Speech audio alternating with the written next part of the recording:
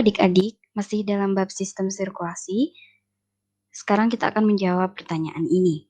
Suatu sediaan darah diuji dengan menggunakan aglutinin A dan B ya, dengan hasil sebagai berikut. Jadi ketika dikasih aglutinin A, darahnya menggumpal, dan ketika dikasih aglutinin B, darahnya juga menggumpal.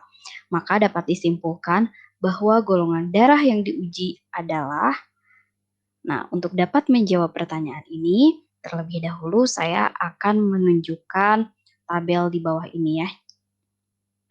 Nah, jadi di sini kita punya tabel golongan darah ya, ada A, B, AB, dan O. Kemudian ada aglutinogen pada sel darah merah dan juga aglutinin pada plasma darah. Apa itu aglutinogen dan aglutinin?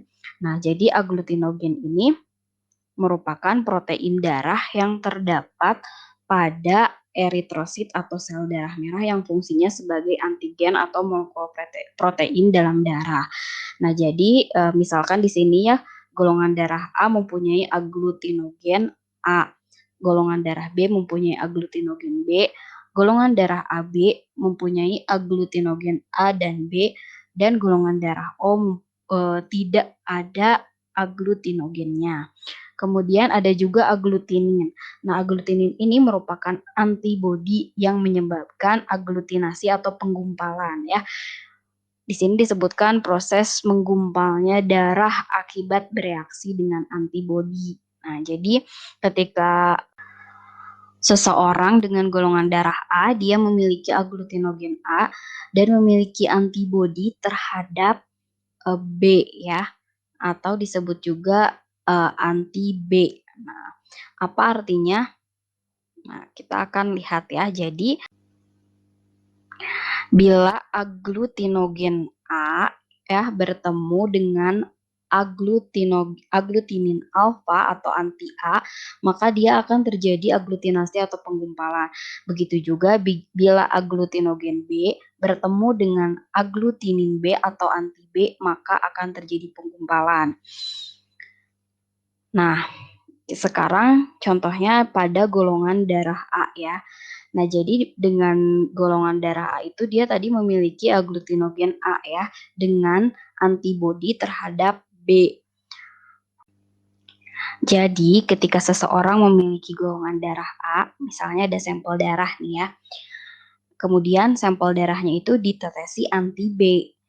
Nah, kemudian jika dia memiliki golongan darah A, darahnya itu tidak akan menggumpal ya, karena darah tersebut mengandung aglutinogen A. Ingat, penggumpalan terjadi ketika aglutinogen A bertemu dengan anti A ya.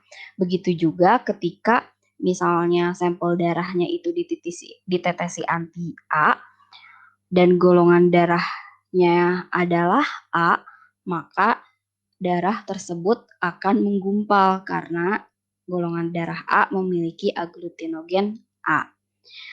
Semoga dimengerti ya. Kemudian untuk golongan darah B. Nah, karena golongan darah B ini memiliki aglutinogen B, dia memiliki antibodi A. Artinya ketika ditetesi anti A, dia tidak akan menggumpal ya, karena aglutinogennya B. B bertemu dengan anti A. Nah, jadi tidak menggumpal. Tetapi ketika sampel darahnya itu ditetesi anti B, nah maka aglutinogen B akan bertemu dengan anti B. Artinya darahnya akan menggumpal. Kemudian bagaimana dengan golongan darah AB?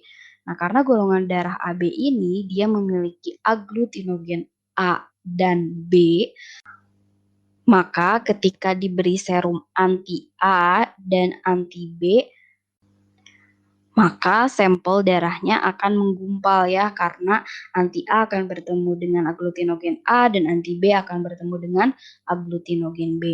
Lalu bagaimana dengan golongan darah O? Nah, golongan darah O ini aglutinogennya tidak ada. Jadi ketika dia diberi anti A dan anti B, maka tidak akan terjadi penggumpalan ya. Jadi untuk mengingat ini saya sarankan untuk mengingat yang ada di tabel ini ya, jadi lebih mudah.